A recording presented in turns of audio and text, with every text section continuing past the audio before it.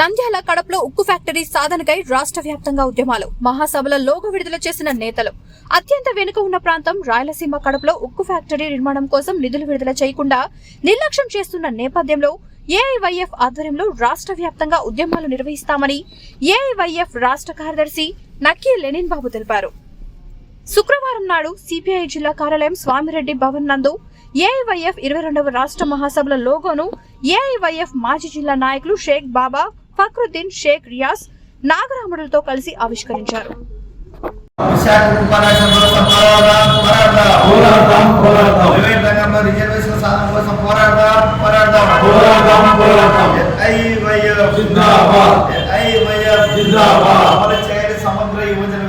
అఖిల భారత యువత సమాఖ్య ఏఐవైఎఫ్ 22వ రాష్ట్ర మహాసభలు ఫిబ్రవరి 6 నుంచి 9 తేదీ వరకు శ్రీకాకుళం నగరంలో నిర్వహిస్తా ఉన్నాం. దీనికి సంబంధించినటువంటి లోగోను ఏఐవైఎఫ్ మాజీ నాయకులు షేక్ బాబా, ఫక్రుద్దీన్ గారు, అదేవిధంగా రియాజ్ అన్న గారు ఆవిష్కరణ చేస్తారు. ఎందుకంటే రాష్ట్రంలో మాజీ పనిచేసినటువంటి నాయకులు ఆహ్వానించి మహాసభలు విజయవంతం కావాలన్న ఉద్దేశంతో వారితో ఈరోజు ఆవిష్కరణ చేస్తాం. ముఖ్యంగా ఈ సందర్భంగా మేము డిమాండ్ చేస్తా ఉన్నాం. 22వ రాష్ట్ర మహాసభలు శ్రీకాకుళం జరుగుతున్న నేపథ్యంలో వివిధ అంశాలపైన చర్చించడంతో పాటు భవిష్యత్ ఉద్యమ కార్యాచరణకు ఈ మహాసభలు ఉపయోగపడడం భావిస్తా ఉన్నాం. మన అత్యధికంగా వెనుకబడినటువంటి రాయలసీమలో పరిశ్రమలు లేక యువత ఈరోజు ఉపాధి కోసం ఇతర ప్రాంతాలకు వెళ్తా ఉన్నారు. అదేవిధంగా కడపలో ఉక్కు ఫ్యాక్టరీ ఏర్పాటు చేస్తామని చెప్పారు. రాజశేఖర రెడ్డి గారు ఒక్కసారి శంకుస్థాపన, చంద్రబాబు నాయుడు గారు, జగన్మోహన్ రెడ్డి గారు 2 మార్లు చేశారు. కానీ ఉక్కు ఫ్యాక్టరీ సాధన కోసం నిధులు కూటమి ప్రభుత్వం కానీ గత ప్రభుత్వం కానీ నిధులు విడుదల కాకపోవడంతో అది ఆచరణలో సాధ్యం కావడం లేదు. గతంలో ఏమన్నారు కూటమి నేతలు, మేము అధికారం వచ్చిన వెంటనే వెనుకబడిన ప్రాంతాల అభివృద్ధి, కడపలు ఉక్కు ఫ్యాక్టరీ, అదేవిధంగా విశాఖ ఉక్కు ఫ్యాక్టరీ ప్రైవేటీకరణ కాకుండా చూస్తామని చెప్పారు. కానీ ఈరోజు అధికారంలోకి వచ్చినటువంటి కూటమి ప్రభుత్వం కడప ఉక్కు ఫ్యాక్టరీ పైన ఇంతవరకు 12, 13 ఈరోజు క్యాబినెట్ మీటింగ్లు జరిగాయి కానీ దానిపైన చర్చించలేదు. అదేవిధంగా కేంద్రంలో ఉన్న మోడీ ప్రభుత్వం 32 మంది ప్రాణత్యాగంతో సాధించుకున్న ఉక్కు ఫ్యాక్టరీని ప్రైవేటీకరణ చేస్తామంటే ఈరోజు దానిపైన స్పందించడం లేదు. అంటే ఈరోజు లాభాల్లో వస్తున్నటువంటి ఉక్కు ఫ్యాక్టరీని ప్రైవేటీకరణ చేస్తామంటున్నారు. అదేవిధంగా ఉక్కు ఫ్యాక్టరీ నిర్మాణం నిధులు విడుదల కావడం లేదు. కేంద్రంలో రాష్ట్రంలో 2 ప్రభుత్వాలు కానీ రాష్ట్రంలో నుండి ప్రజలను మోసం చేస్తున్నాయని సందర్భం చేస్తున్నాం. మోడీ ప్రభుత్వ విధానాలు ఎట్లున్నాయంటే ఏడాదికి 2 కోట్ల ఉద్యోగాలు ఇస్తామని చెప్పారు. ఆయన 11 ఏళ్ళు అయింది 22 కోట్ల ఉద్యోగాలు కావాలా, కానీ 20 లక్షల ఉద్యోగాలు కూడా భర్తీ కాలేదు. ఈరోజు ప్రభుత్వ రంగం చేస్తారు. ఎల్ఐసి, బిఎస్ఎన్ఎల్, విమానాశ్రయాలు, ఆయిల్ కంపెనీలు, గ్యాస్ కంపెనీలు అన్ని కూడా ప్రైవేటీకరణ చేసి ఈరోజు ఉద్యోగాల కల్పన ఏ విధంగా కల్పిస్తామని మేము ప్రశ్నిస్తా ఉన్నాం. అందుకోసం ఈరోజు రోజు రోజుకి ప్రైవేటీకరణ పెరుగుతుంది. ప్రభుత్వ రాయితీలతో మీరు ప్రైవేటీకరణ చేస్తున్నారు. ప్రైవేటు పరిశ్రమలు వస్తున్నాయి కాబట్టి ప్రభుత్వ రంగ సమస్యలు తగ్గిపోతున్న నేపథ్యంలో ప్రైవేట్ రంగంలో కూడా రిజర్వేషన్ కావాలని మేము డిమాండ్ చేస్తా ఉన్నాం. ఇది సరైన డిమాండ్. చాలా మంది ప్రైవేట్ రంగంలో ఎట్లా డిమాండ్ రిజర్వేషన్ ఇస్తారని కొన్ని అనుమానాలు ఉండొచ్చు.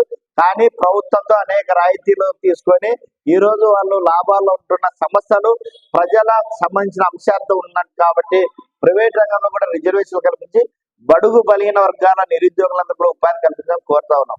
అదొకటి. మన రాష్ట్రంలో ఈ రోజు అనేక సమస్యలతో యువత ఈ రోజు ఉపాధి లేక తీవ్రంగా వలసలు వెళ్తా ఉన్నారు. మేము కోరుతా ఉన్నాం. గతంలో హైదరాబాద్ అనేది ఫ్రీ జోన్. హైదరాబాద్ అప్పుడు 23 జిల్లాల వాళ్ళు నిరుద్యోగులు అక్కడ భర్తీ చేసే ఉద్యోగాల్లో హైదరాబాద్ సెక్రటరియట్ లో అవకాశాలు ఉన్నాయి. ఈ రోజు కోట్లాది రూపాయలతో ఈ రోజు అమరావతిని అభివృద్ధి చేస్తున్న నేపథ్యంలో ఈ నూతన ఆంధ్రప్రదేశ్ అమరావతి రాజధానిని ఫ్రీ జోన్ చేయమంటున్నాం. ఫ్రీ జోన్ చేయడం ద్వారా రాష్ట్ర సంస్థలు అక్కడ ఉద్యోగాల్లో 26 జిల్లాల నుండి నిరుద్యోగులకు అక్కడ అవకాశం ఉంటుంది.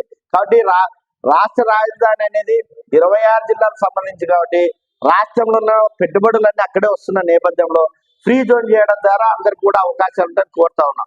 ఈరోజు అత్యధికంగా వెనుకబడిన ఉత్తరాంధ్రలో కానీ రాయలసీమలో కానీ పరిశ్రమలు లేవు. అదేవిధంగా రాజధాని నిర్మాణానికి ఈరోజు కేంద్రీకరణ చేస్తున్నారు. మేము అభివృద్ధిని వికేంద్రీకరణ చేయమంటున్నాం. ఒకే ప్రాంతంలో అభివృద్ధి జరిగితే ఉత్తరాంధ్ర రాయలసీమ మరింత నష్టపోతాం. కాబట్టి ఉత్తరాంధ్ర కావాల్సిన అభివృద్ధి కార్యక్రమాలు, రాయలసీమ కావాల్సిన అభివృద్ధి కార్యక్రమాలు, కాబట్టి అభివృద్ధి అనేది వికేంద్రీకరణ ద్వారా ఈ రాష్ట్రాన్ని అభివృద్ధి కావాలని కోరుతాను. రాష్ట్రంలో దాదాపు 2,60,000 ఉద్యోగాలు ఖాళీ ఉన్నాయి. వాటిపైన కూటమి ప్రభుత్వం మొదటి సంస్థగా మెగా డిఎస్ఎన్ఆర్ కానీ కొన్ని అనివార్య కారణాల వల్ల ఈరోజు డిఎస్సి ప్రకటన చేయడం లేదు. ఎస్సీ వర్గీకరణ పేరుతో దాన్ని కూడా ఈరోజు నోటిఫికేషన్ పక్కదో పెట్టిస్తున్నారు. కాబట్టి మెగా డిఎస్సి నోటిఫికేషన్ అమలు చేసి ఉపాధ్యాయ పోస్టులు కల్పించాలి. అదేవిధంగా రాష్ట్ర వ్యాప్తంగా గ్రూప్ 1, గ్రూప్ 2 ఉద్యోగాలు ఖాళీగా ఉన్నాయి, ఎస్ఐ కానిస్టేబుల్ ఉద్యోగాలు ఖాళీ ఉన్నాయి. ప్రతి సంవత్సరం లక్షలాది మంది తమ డిగ్రీలు పూర్తి చేసుకొని బయటకు వస్తా ఉన్నారు, నిరుద్యోగులు పెరుగుతున్నారు. కానీ ఈరోజు కూటమి ప్రభుత్వం అన్ని రంగాల్లో మేము ఆంధ్రప్రదేశ్ అభివృద్ధి చేస్తామని చెప్తున్నారు. కాబట్టి మేము కోరుతా ఉన్నాం, అభివృద్ధిలో యువతను భాగస్వామ్యం చేయండి. ఈ రాష్ట్రంలో చదువుకున్న వాళ్ళందరూ కూడా అభివృద్ధిలో భాగస్వామ్యం చేయడం ద్వారా ఆ విధంగా అభివృద్ధి అయ్యే అవకాశం ఉంటుంది. ఆ వైపున అభివృద్ధి పైన రాష్ట్ర కోరుతాం. అదేవిధంగా కడప ఉక్కు ఫ్యాక్టరీ స్థాపన కోసం గతంలో విశాఖ ఉక్కు ఫ్యాక్టరీ కోసం ఏ విధంగా ఉద్యమాలు జరిగాయో ఇతర కల్చర్స్ అన్ని విద్యార్థి సంఘాలు కలుపుకొని రాష్ట్ర వ్యాప్తంగా కడప ఉక్కు ఫ్యాక్టరీ సాధనే లక్ష్యంగా భవిష్యత్ ఉద్యమ కార్యాచరణ రూపొందిస్తాం. ఫిబ్రవరి 6వ తేదీన వేలాది మంది నిరుద్యోగులతో పెద్ద ఎత్తున శ్రీకాకుళంలో బహిరంగ సభ ప్రదర్శన ఉంటుంది. 7, 8, 9 తేదీలో 3 రోజుల పాటు అక్కడ శ్రీకాకుళంలో 26 జిల్లాల నుంచి 1000 మంది ప్రతినిధులు పాల్గొని అక్కడ ఈ వివిధ అంశాలపైన డిస్కస్ చేయడంతో పాటు భవిష్యత్ ఉద్యమ కార్యాచరణ రూపొందిస్తామని ఈ సందర్భంగా తెలియజేస్తా ఉన్నాం.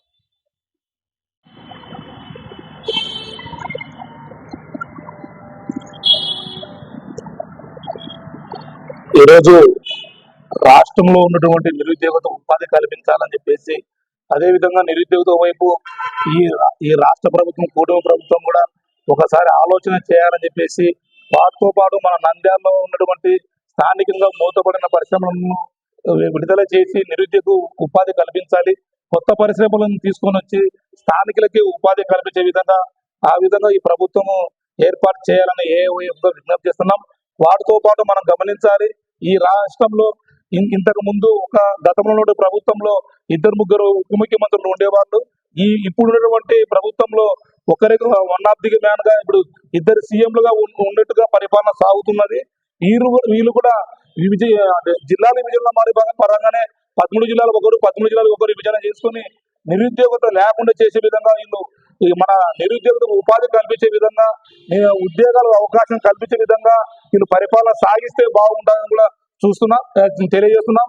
ఎందుకంటే ఈ రాష్ట్రంలో ఉన్నటువంటి మన ఉప ముఖ్యమంత్రి గారు కూడా గతంలో కూడా ఆయన కూడా కూటమి ప్రభుత్వంలో వచ్చిన తర్వాత ఈ రాష్ట్రానికి అన్ని విధాలుగా అండగా ఉంటాం, ప్రతి ఇంట్లో కూడా కలెక్టర్ను, డాక్టర్ను చూసే విధంగా మేము పరిపాలన చేస్తామని చెప్పేసి కూటమి ప్రభుత్వం వచ్చిన తర్వాత ఈరోజు మన రాష్ట్ర ముఖ్యమంత్రి చంద్రబాబు నాయుడు గారు కూడా సూపర్ 6 అనే ప్రవేశపెట్టి ఇంతవరకు కూడా మనం చూస్తున్నాం.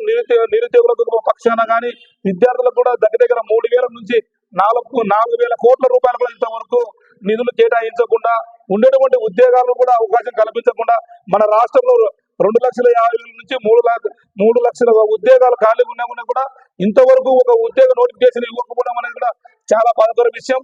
వాటితో పాటు కూడా పోలీస్ కానిస్టేబుల్ ఈ పద్ధతికి కూడా దశల వారుగా వేస్తున్నామని చెప్పేసి ఈవెంట్స్ లో కూడా రకరకాల డేట్లు కేటాయిస్తూ ఈ రోజు కూడా ప్రజలకు ఆందోళనకు గురయ్యే విధంగా కూడా తయారవుతుంది. కాబట్టి తక్షణమే మీరైతే ఏం చెప్పారో తూచా తప్పకుండా ఈ సూపర్ 6 ను అమలు చేసేదానికి మీరు కృషి చేయాలి.